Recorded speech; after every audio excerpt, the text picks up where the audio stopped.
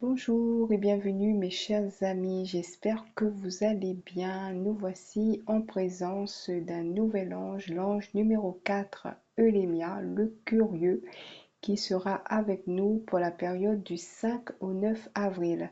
C'est également votre ange principal si vous êtes né durant ces jours-ci, donc je vous souhaite un bon anniversaire si c'est le cas. Alors, qui est Élémia? Élémia est l'ange du voyage, de l'ouverture à la nouveauté et de la découverte des secrets. Il lutte contre la fragilité nerveuse et accorde l'apaisement de l'esprit. Alors, on voit ici qu'il est représenté sur le devant du bateau ici. Voilà, donc c'est un ange qui fait de longs voyages, qui nous protège aussi, peut-être dans les voyages, dans nos déplacements. Alors, on va voir avec le petit oracle de la magie le premier message que veut nous transmettre Eulémia pour cette période que je rappelle du 5 au 9 avril.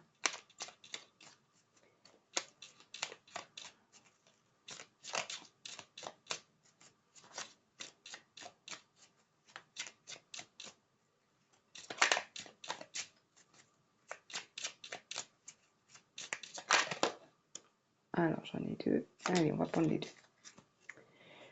Alors, nous avons la Terre, réalité. Terre au ventre arrondi, de mes chères espérances, donne naissance à mes rêves chéris. D'accord? Merlin, le savoir divin. Merlin, druide divin, savant du vivant, des lois de l'équilibre de notre terre, enseigne-moi l'essence dans la matière, montre-moi l'étude pour en extraire la connaissance et l'expérience. Alors, j'ai oublié de rappeler que Eulémia fait partie des séraphins, donc les anges qui sont de la plus haute hiérarchie angélique, ceux qui sont les plus proches du divin, ceux qui travaillent pour la purification et l'illumination, et également c'est un ange de paix. Alors ici, on voit que la Terre, notre planète, pour moi, est quelque chose de très important pour notre ange dans ce qui se passe.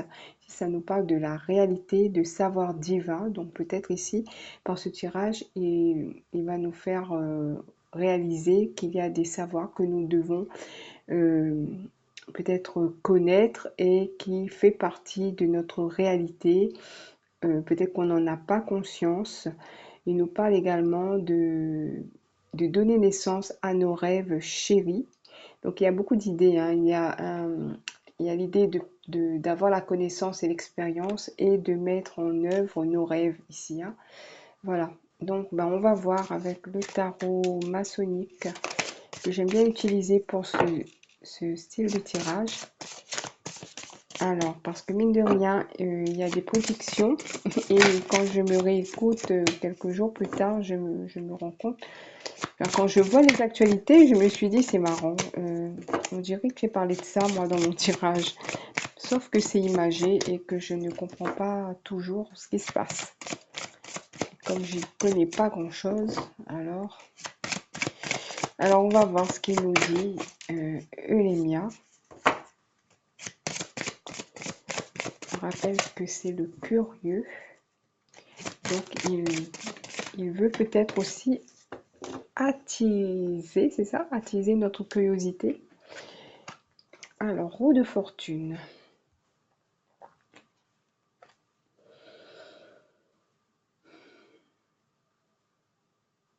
Ah, il y a les maisons des anges. J'avais pas remarqué ça. Voilà, Kéter. Donc, je pense que les séraphins font partie de Kéter. C'est la maison la plus haute dans l'arbre de vie. Ouais, c'est ça, hein. Il y a les noms des maisons des anges, on va dire. Alors, qu'est-ce qu'il veut me dire ici? Il me dit qu'actuellement, il y a un combat qui se, qui se fait, on va dire, dans l'invisible, entre les forces, on va dire, pour imager les forces du bien, les forces du mal. Et pendant que ce combat est en train de se faire dans l'invisible, vous les humains, vous en ressentez les effets parce que ce qui se passe en haut se passe aussi en bas. Et là, je vois Malkout. Malkout, c'est la terre. Ouais. Et, et c'est... Alors, ça va je ne sais pas comment je vais faire pour vous expliquer tout ça. En fait, ce qui est surprenant, c'est que les guéguerres, on va dire, hein, les guéguerres entre humains, entre deux parties, entre deux, voilà, deux entités, deux pays, de ce que vous voulez, euh, ont la même base. C'est-à-dire que les deux parties veulent la même chose. Donc il me dit, si on regarde bien, il y a comme une sorte d'effet miroir. Et cet effet miroir, on peut le voir de manière individuelle quand on est en conflit avec une autre personne, par exemple, mais ça se passe aussi de manière plus large quand il y a des conflits entre deux pays, par exemple. Et c'est comme ça dans tout l'univers, là où il y a des dualités. Voilà. Donc ça, c'est ce qu'il m'explique. L'empereur. Alors il me dit, ensuite la victoire va appartenir au plus fort, celui qui détient sous son pouvoir, on va dire, la planète, d'une certaine manière. Là, je vois qu'il y a la forme d'un œuf, tiens, il y a un aigle. Alors, ce sont des éléments que parfois je ne vois pas forcément. Il me dit qu'il y a certains empereurs, notamment actuels, qui souhaitent établir leur pouvoir sur la Terre. Cela se fait depuis des siècles et des siècles. Vous n'apprenez rien de nouveau.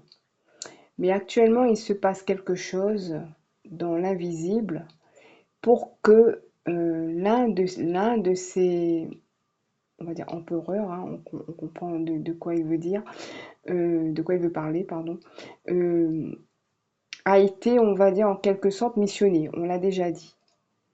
Mais il ne faut pas oublier que cette personne reste un être humain avec ses défauts, ses qualités et son ego également. Euh, Son objectif à cet empereur, c'est de créer, on va dire, avec l'œuf là, ça me fait penser à quelque chose de nouveau. Peut-être on va utiliser l'expression une nouvelle terre. Il veut mettre au monde, en quelque sorte, une nouvelle terre, une nouvelle vision de la terre. Alors, je ne prends aucun parti, hein, je ne fais que transmettre hein, ce que je ressens là comme message. Le soleil. Alors, il espère que ses choix ou que c'est ce qu'il a l'intention en tout cas de faire euh, apportera, on va dire, la paix. Là, nous avons une colombe et c'est écrit luxe, donc la lumière, apportera la lumière sur la terre. Donc il s'agit du soleil. Là, on voit que les personnages se tiennent la main. Donc il y a pour cet empereur une volonté tout à fait louable de, euh, de, de, de vouloir, on va dire, cette lumière, cette paix sur la terre. Ok.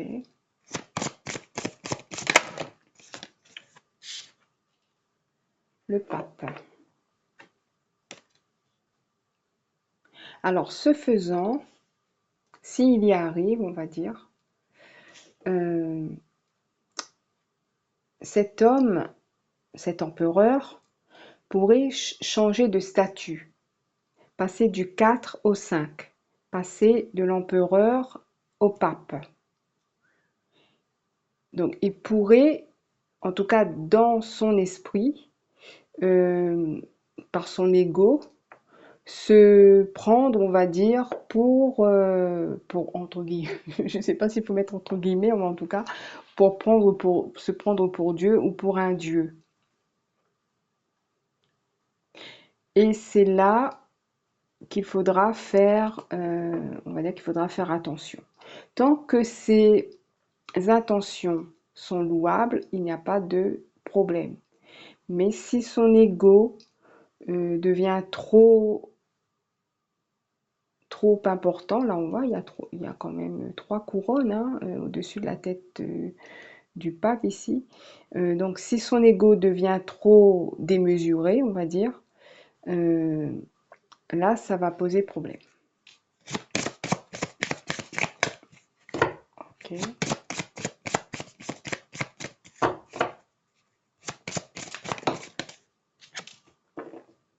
La lune. Alors, il me dit heureusement, alors il me dit que Dame Lune, alors, je ne sais pas pourquoi, heureusement que Dame Lune est là pour tempérer ses, on va dire ses ardeurs, hein, j'ai pas d'autre mot.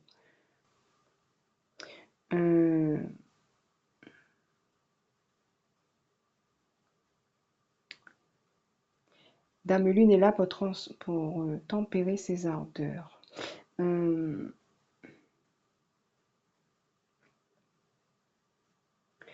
Et il ouvre une parenthèse, ne vous fiez pas aux apparences, car les apparences sont trompeuses. Soyez ouverts d'esprit et ne vous laissez pas berner par ce que vous voyez ou entendez.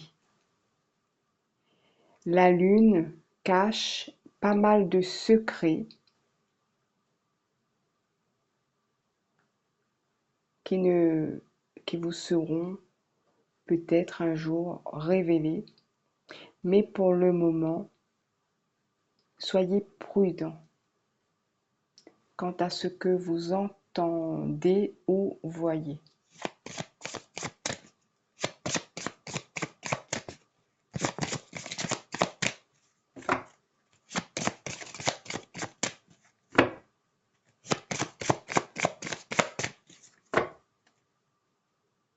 Ok, bon, d'accord.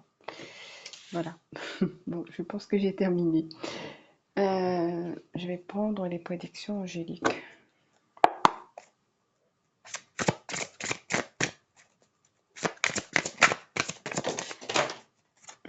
Okay.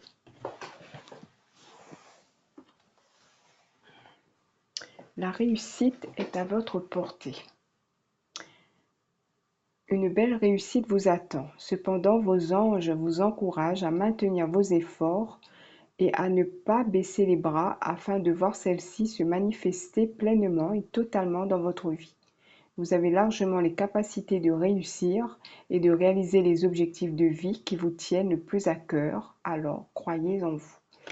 Ça me fait, c'est comme si ça répond à ce qu'on a dit au début avec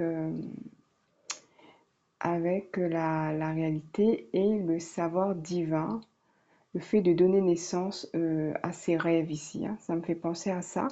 Et pour le tirage que je viens de faire de manière plus générale, c'est comme s'il nous dit qu'il y a une réussite, donc il est possible que cette personne réussisse en tout cas ce qu'il veut entreprendre. Voilà, de toute façon, si c'est on va dire si c'est l'univers qui l'envoie, bon, il n'y a pas de raison que ça n'aille pas dans ce sens-là. Maintenant, il faut faire attention à ce qu'ils ne prennent pas trop d'ego, on va dire. Voilà, donc je vous remercie de m'avoir écouté, mais je suis en train de me dire que j'ai oublié quelque chose. J'ai oublié de faire la petite carte de la synchronicité.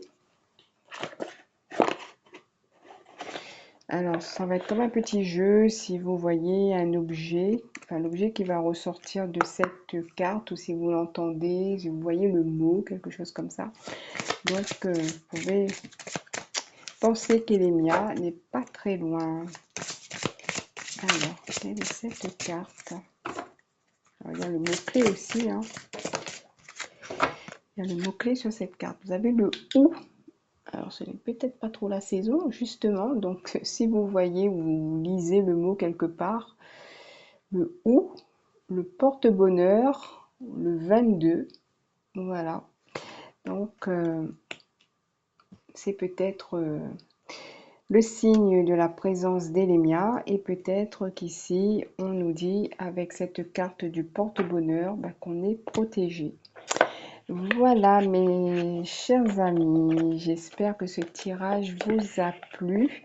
N'hésitez pas à liker, à donner votre avis si vous le souhaitez dans les commentaires, à partager, à vous abonner si ce n'est déjà fait. En tout cas, je vous remercie si vous l'avez fait. Je vous souhaite une bonne période entre le 5 et le 9 avril, et je vous dis à bientôt.